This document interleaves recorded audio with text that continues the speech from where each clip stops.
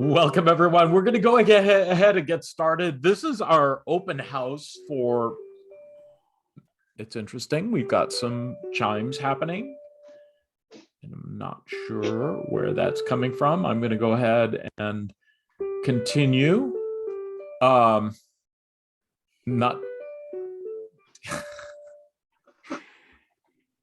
Wow, there we go. The chimes have stopped.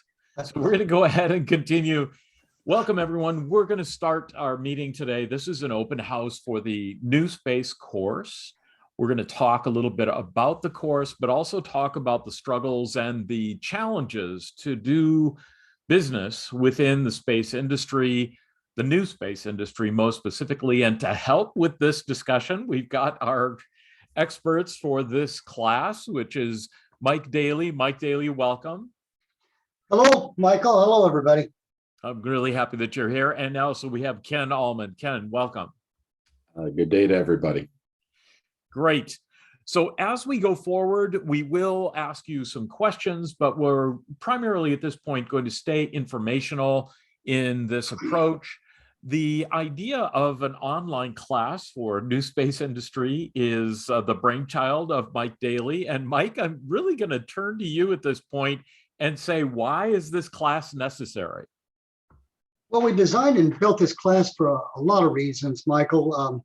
Space really is the entrepreneurial frontier now. We really want the folks that are tuning into this course to be successful in doing business in space. And we want them to understand their role and benefit from the space economy, more or less saying to them, embracing space and finding their place in space. NASA is no longer the single space business as it traditionally has been. And so we want them to kind of answer a couple of questions. How do I, with a great idea, participate in the space industry? Or if they're working with a space company, how do I grow my company or grow within the company I'm in within the space industry? That's great. You know, and Mike, I think one of the things that you mentioned to me when we first talked about this class and the formation of the class was that if someone has a great idea or has a business that may have a market in the new space industry, something that's not terrestrial, that is doing business with the space industry, where do they turn? How do they identify who are the decision makers? How do they reach out to sectors of the new space industry? And Ken, I would love for you to talk a little bit about that. Why do you think a course of this level is valuable to people who are interested or an entrepreneur who would like to do business in space?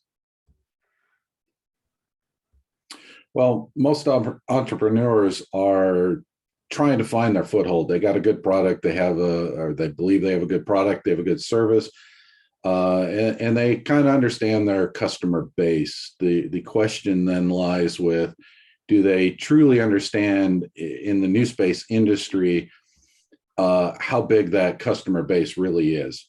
So we look at we divided up the business ecosystem into sectors, and you may not the course will help you work within your sector and pretty much integrate into other sectors that can use your product or service. Excellent, Ken. That's fantastic. So that gives a good background of all of that. And Mike, would you talk a little bit about that breadth of geopolitical power in the space industry, in the new space industry specifically?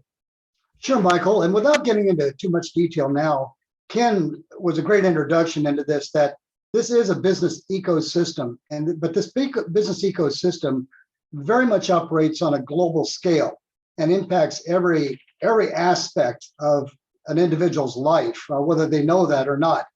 So taking the traditional look at geopolitical power, space can be found in diplomatic functions today. It can be found in the information world, most certainly, whether you're talking about cell phones or financial transactions. It's increasingly important. Well, it has been important in the military industry because of satellites, but it's going to become have an increasingly big footprint in the military environment. And economically, as I alluded to with the information aspect, but economically, new vistas, again, going back to Ken's comment on the business ecosystem, the space business ecosystem, economically, we're going to find it impacting virtually every industry. It'll either impact them here on this planet, or their version of it will make a move into space, whether it's transportation or resources or energy or whatever. Excellent. And we have some questions, but I'm going to leave those for later. We'll talk about those later. We do have other questions which are about the topics that we're talking about. And many people are talking about what is an engagement plan for a new space sector. Ken, I'm wondering if you would chat just a little bit about, again, those stakeholders, but also how they're organized, how it seems daunting, frankly, Ken, for a small business or even a large business, frankly, to think about doing business in the new space industry. It seems like it's pie in the sky, so to speak. It seems like it's out there and you can't touch it. Can you help people understand a little bit more about how it's organized and how we can conceptualize all this to do business? Sure. From a little on my background, I come from the project and program management side of the house, whereas Mike is the communication side of the house. And we on the program management side, and those listening to this will understand, who your stakeholders are and kind of how to engage with that group that you know of. But we take this a little bit beyond and take it from the stakeholders, and then we look at the industry sector that you're working with, and you look at the sectors almost as a stakeholder unto itself also. And then, as I mentioned before, we have 17 different industry sectors that build up the ecosystem. So we take each one of those, and then we, as the graphic here shows, we kind of build upon that. And with that, if you can harness those three levels, then you actually have impact into the whole ecosystem, which is that kind of outer ring. And you can reach more people, you can reach more stakeholders, and you have a better handle on how to engage, which is the most important part, how to engage with all of those stakeholders at each different level. And with that, it really gives you some power to move your company forward and even expand into horizons you didn't even believe you could get into before. Excellent. So if I understand you correctly, the stakeholder may be an individual or a group of individuals, but it's also the sector itself. Is that what you're saying? You can look at it that way, yes, because you're going to engage with a sector, and you're going to engage on individual levels. And this is where both from the comm side and the PM side, you really work into that communication plan and how do you talk and how do you engage with those folks, because it's not always you're not going to send an email to a sector with an email that says, hey, launch sector XYZ, but you are going to engage with that group and those that are working within that group. Excellent. So the NewSpace class has been organized essentially into 3 different modules. And again, this is under the guidance of both Mike and Ken. The first module is really about understanding what those NewSpace ecosystem is all about and what the NewSpace sectors are all about. Not only identifying individuals, but also learning to speak the language of an individual space sector. And we'll take a look at those space sectors in a little bit. And then after understanding the language of some of those space sectors, then figuring out for your entrepreneurial work, which space sector is the most appropriate space sector to do an engagement with. And that develop. That's the beginning of that engagement plan. So that's the second module, is really identifying the value of the space sector and also understanding your connection to, or your business's connection to, that space sector. Once that's done, then Mike and Ken both have come up with this formula for creating an engagement plan for that space sector. And in the online course, what we do is walk through each step of creating that engagement plan. And then we share those engagement plans in a discussion in a web meeting, just like this one. So the online class is really meant to be very interactive, not only with the instructors, Mike Daly and Ken, but also with the other participants in the class.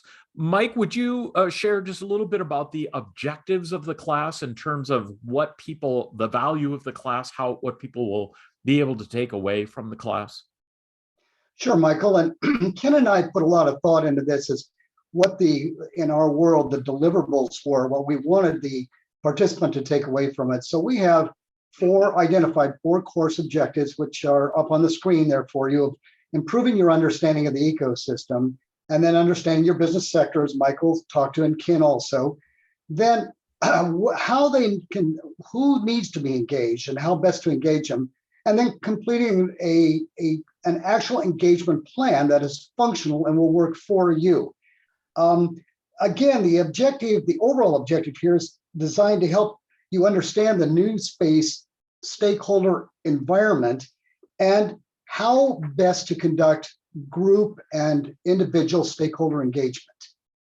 Excellent. And so ultimately, going through the class, you will come out with an actual tangible product, frankly, and that is that stakeholder engagement plan that not only has been put together in a very thoughtful pattern, but also has been reviewed not only by the instructors of the class, but also with other individuals in the class. And Mike, I'm sure that you have ways to deal with people who don't want to be as public with their engagement plan. So for example, if I have something that I really don't want to share with others, but I want to get your feedback, is that possible in the class? It is. We've designed the course so that Ken and I can deal with individuals and individual organizations to respect proprietary concerns that they might have.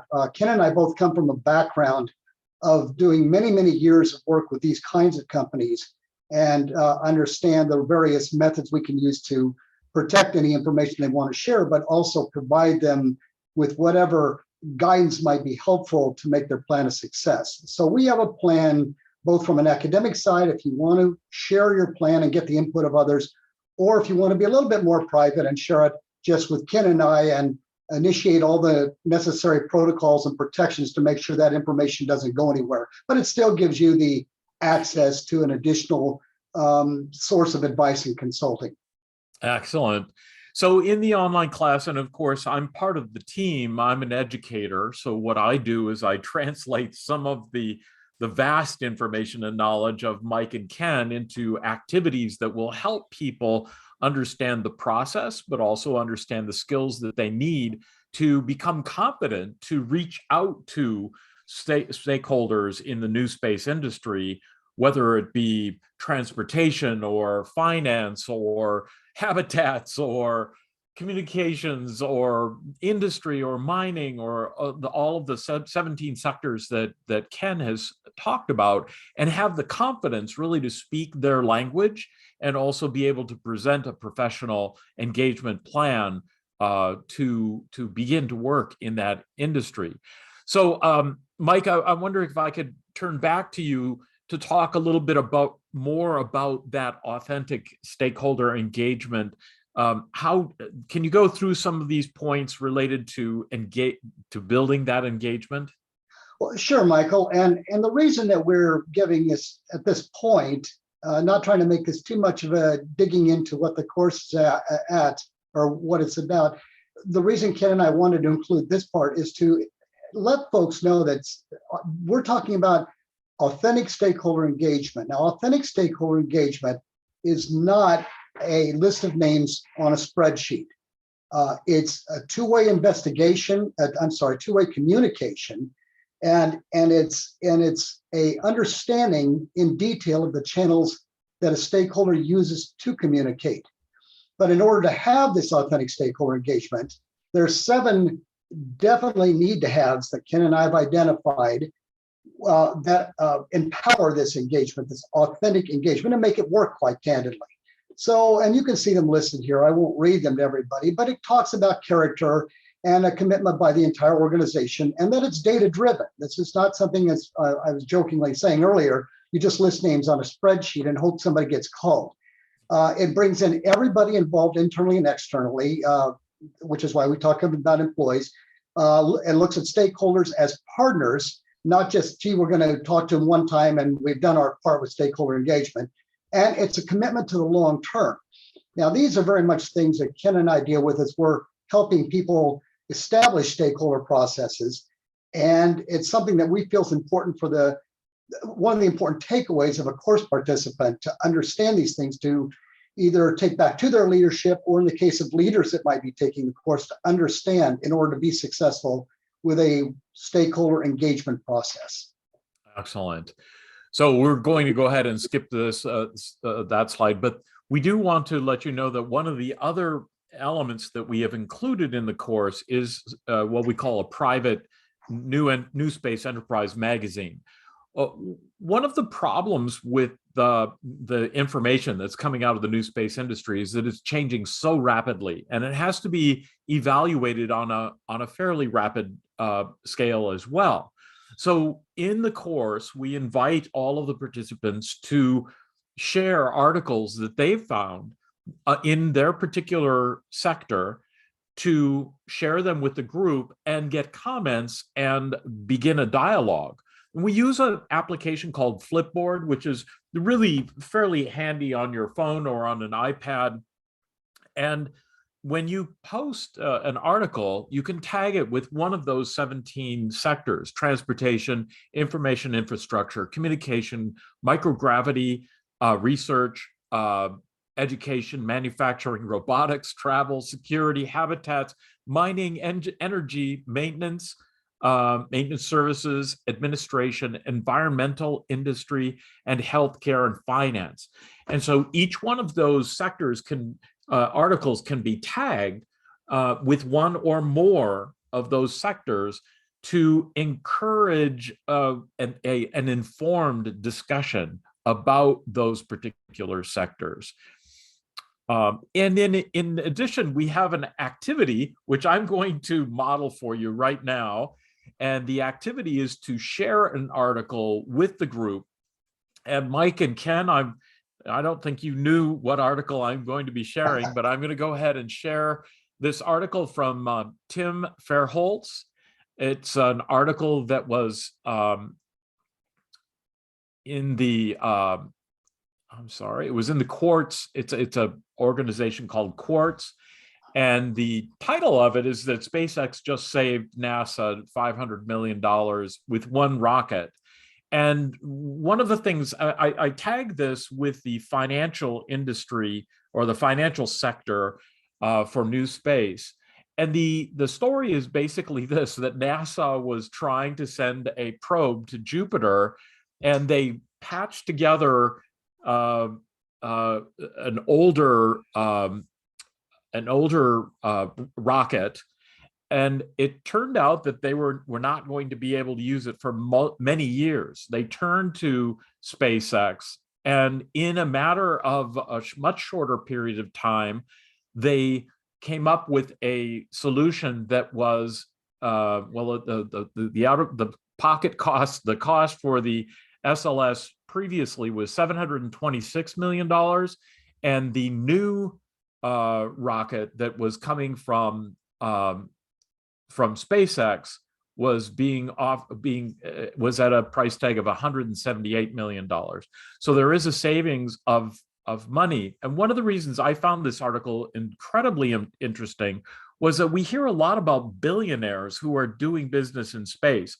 But one of the important aspects, I believe, and I'm hoping to get some feedback from Mike and Ken, is that the entrepreneurial approach to NewSpace, frankly, will bring costs down and frankly make things happen quicker. And so we have previously thought of NASA doing all of this work, but getting creative minds to come together in a fashion that's very entrepreneurial ultimately can save money and may even make things more eco-friendly, frankly, is to look at solutions that are really part of our own culture today. So Mike, and I think I've shared the value of the article. I've tagged it with the finance industry. It might be that we've got some other sectors that could be tagged there as well. Mike, do you want to comment on that article? Well, it is an exceptional example of the finance aspect of the ecosystem.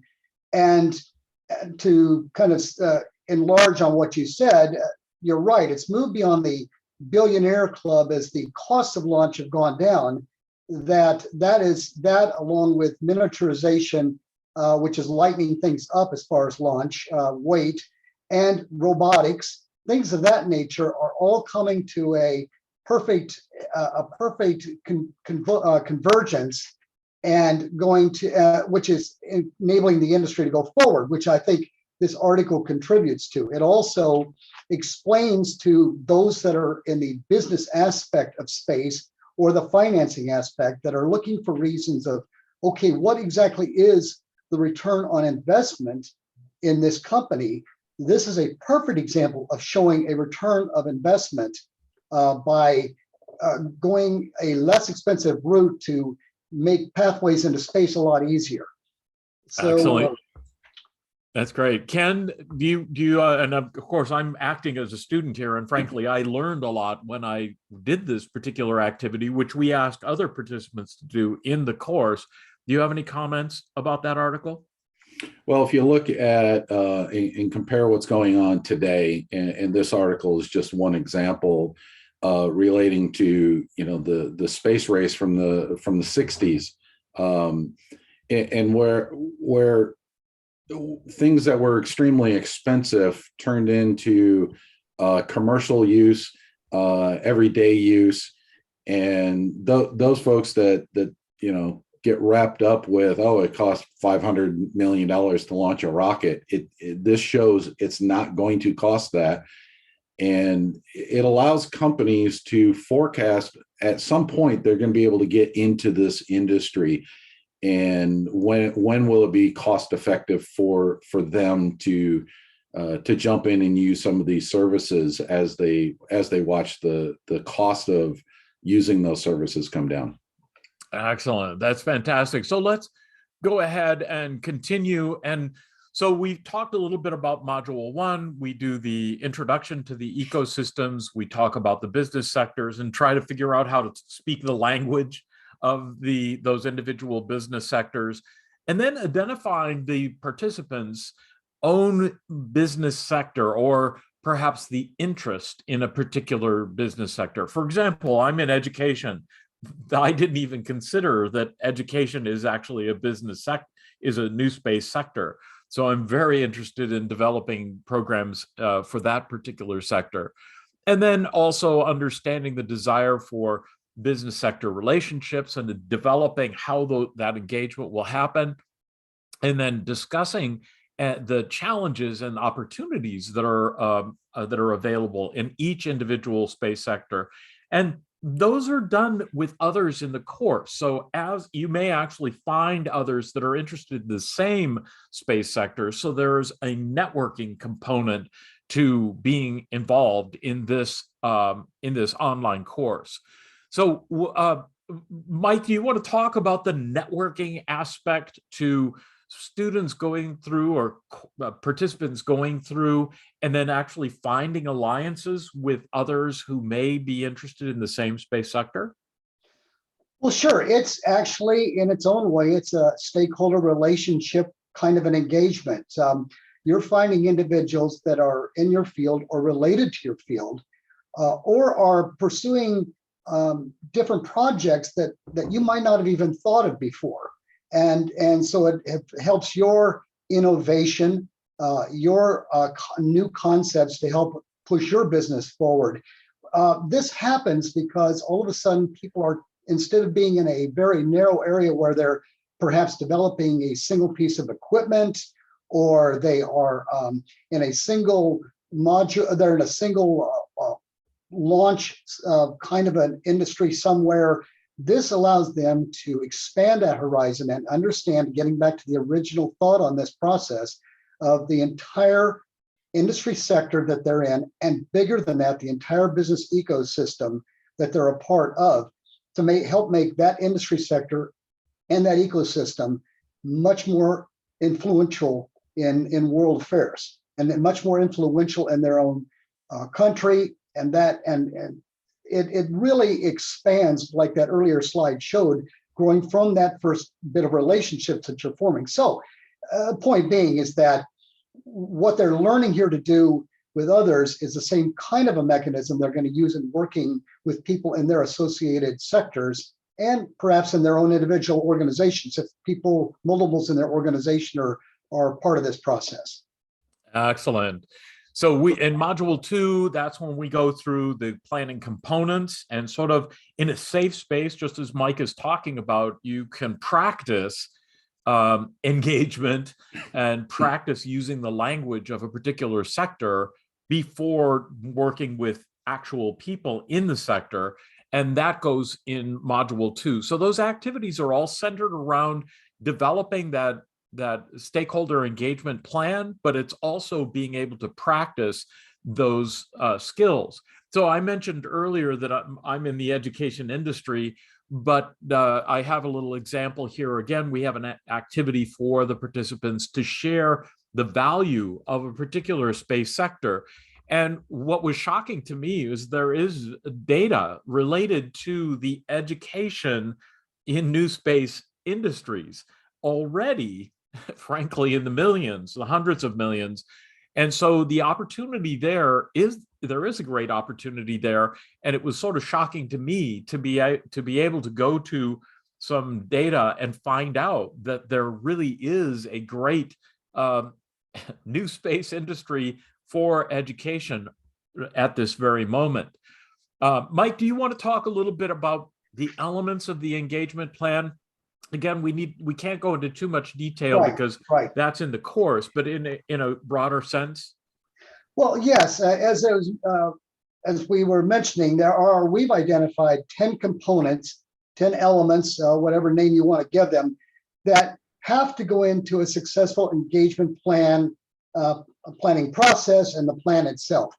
And so in the course, we help the participants develop each of these elements, and starting with what is it we're trying to do, and then finishing with how do we measure it. Excellent. And we also do encourage people to match up with mentors or coaches, and you may actually have someone who's interested in helping the new space industry expand, who will serve as a coach or a mentor, and they can be added to your network within the course as well. So then I'm going to go ahead and skip to the last module, which is to develop that engagement plan. And again, we're sort of practicing. This is really sort of figuring out how to put it all together.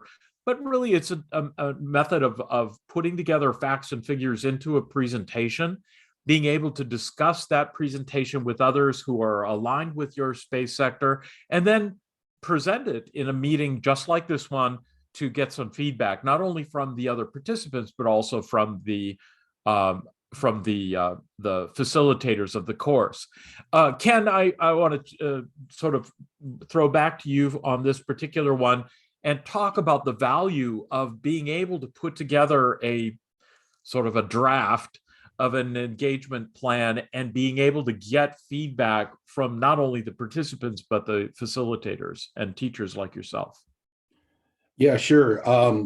By having the engagement plan, this is the idea throughout the course is you're building your company's engagement plan. It isn't a faux plan. It's not an exercise, and then at the end of this, you go off and do your company's plan. The idea here is, as you travel through the course, you put together something for you. And if you're not the decision maker, i.e., the owner of the company, you may have to get approval to do this, because there will be costs associated with engagement. Or you maybe if you are the owner, you're going out to investors. So you're going to have a product at the end of this that you can use and to take your company further down the engagement path. And even if you don't need money, it gives you a better idea of what it is your company needs to do to engage with your stakeholders, both in and outside of your current sector. That's great. Thank you very much for that. And so this actually is sort of like it's sort of like a little bit like a business plan. Is that correct? Would I be wrong in saying that, Ken? Not at all. I keep referring to this sort of as how you would build a business plan. There's parts of that, and Mike talked about that. There's the 10 different segments of it, and how you develop each one of those is unique to each of those sections, or call them chapters in your plan, however you want to call it. But yeah, very, very similar to a business plan, and a lot of same elements, actually. Excellent. So you see here in front of you how you log into the course, and there is and any online course, there are tools that are available within the course to help you move through and share your work with others, either with other participants or with the instructors of the class. And as we've been talking about over and over again, is that the NewSpace sector presentation, this is just a screenshot of the beginning of the presentation, and it's designed to lead you through each one of the space sectors with a discussion about each space sector. Because Mike and Ken, I'm going to turn to you, because these are dynamic space sectors. It may be that some of them coalesce and become one other space sector, or it might be that some break up, or it might be that they're defined in different ways over time. Mike, can you chat just a little bit about how those space sectors are formed and how they are in a dynamic mode? Sure.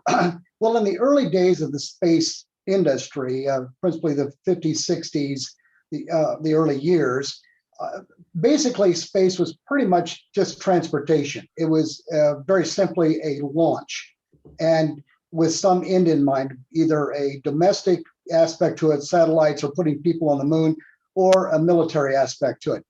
But now in this new space world, there are a lot of sectors that are not only happening in space, which are things like manufacturing in space or energy, but those are also directly impacting their sister organizations down on the planet itself in energy or transportation or infrastructure. So what was easier to do and not keep this too narrowly defined, as in the early days of the space program, was to say what industries translate from Earth to space, both staying in space and working out there. Think space manufacturing, space welding, but how does that impact its sister organization, which originated on the planet of manufacturing and welding? And you see this now, you're starting to see this now in the discussions in the news with space tourism, and what aspects of the tourism industry are going to translate from the planet as costs come down up into space itself. It's not just a matter of putting someone up there. How do you take care of them once they're up there? As Michael indicated earlier, there's a whole habitat discussion that goes far beyond anything that's been developed before. So that's what we mean, what Ken and I and Michael have tried to mean by dynamic. It's very much, if you can imagine, a flow of arrows up and down from the planet to what's going on out there to these various sectors, and growth in these sectors. Finance is growing. Healthcare is moving out of experimentation into actual solutions for issues on the planet. obviously environmental has always been there and is going to take on an even bigger piece as we go on with climate change. Excellent. And Ken, I'd love to have you comment also on, we've been talking a lot about doing business in space and entrepreneurs, but there's also researchers and students, and frankly, people who are simply interested in promoting the idea of a new space industry, who may look at this and want to get involved in the process of actually defining some of what these stakeholder groups are. Oh, most definitely.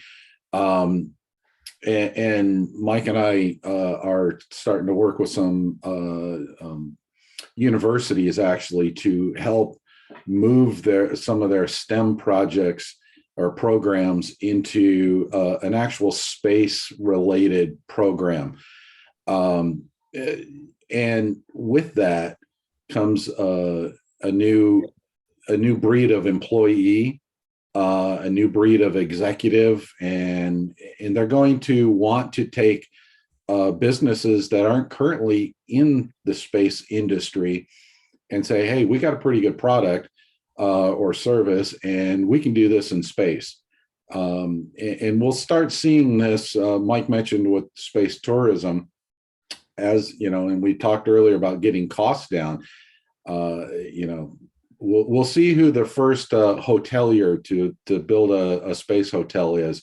We'll see if it's Marriott or if it's Hyatt. And they're going to take what they're doing here on Earth, and they're going to morph it. That's what good businesses do. They diversify and they find new places and new money. That's great. It's sort of a whole new space race and a whole different perspective, having Marriott and Hyatt going against each other. That's fantastic. So we do have this is what we call the course map, which you can see basically it's a complete outline with an indication of all of the activities in the course. It's a course that has not only just 3 modules, but it also has a rigor to it to give you actual outcomes that you could benefit from as a participant in the course. You can see there's a one-time enrollment fee. We also are promoting this idea of continuous engagement in the course over time, so that people who have taken the course continue to participate in some of the web meetings and listen to some of the stakeholder engagement plans that are developed, and again, set up some of those networking opportunities that may not be available anywhere else except in this community of learners. You'll see that we have a schedule of courses, of web meetings and sessions that are coming up. Each session is 1 month, the 4 weeks to get through the material, but it's clear that some people may need more than that. So I think we give people, I think it's 90 days, is that right, Mike, to go through the entire course. So you may actually overlap in 1 4-week session with another 4-week session. And you can see the topics that are discussed each week. They're meeting once a week, but the learning is not just happening in the web meetings. The web meetings are designed to share what you are learning, such as those articles that we discussed, or the identification of a value of a space sector, or a space sector engagement plan. So those are all activities that are shared in the live meetings that help advance the discussion and the participation of everyone in the course. And so, Mike and Ken, I'd love to just get some final words from you about the value of putting together a learning community like this. And Mike, do you want to start? Sure. We really feel strongly, and Ken sort of alluded to this or was saying it a few minutes ago, that it's very important that we get the workforce, the new space workforce, all moving in the same direction to build a powerful ecosystem. And in that, we look forward to courses like this and opportunities like this and networking like this to help push our movement into the space faster and with a lot more rigor. So that's the intent, and that's the goal, or the objectives and goal of this course, and hopefully other courses like it. Great, Ken. Yeah, I think this course allows business owners, business folks to get a great fundamental understanding of the NewSpace ecosystem. It is bigger. It is a little more complex than most folks understand. When Mike and I first started getting into this, I think we started with 4 sectors, and then quickly moved to 10. And when we started really realizing how large this ecosystem is, it was kind of daunting. But we spent a lot of time and a lot of reading and a lot of discussion to understand what the ecosystem is.